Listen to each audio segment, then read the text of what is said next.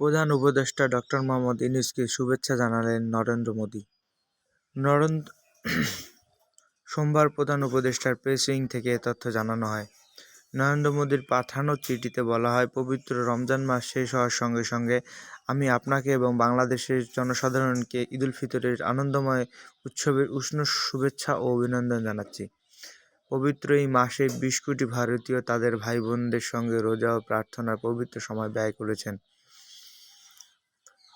চিঠিতে মোদি আরও উল্লেখ করেন, ঈদুল ফিতরের আনন্দময় উপলক্ষ উদযাপন, প্রতিফলন, কৃতজ্ঞতা এবং ঐক্যের সময়।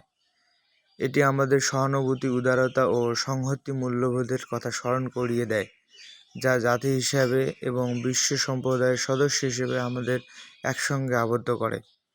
চিঠিতে বাংলাদেশ ও ভারতের মধ্যে বন্ধুত্বপূর্ণ সম্পর্ক আরও দৃঢ় হয় যেন এই আশাবাদ জানান মোদি।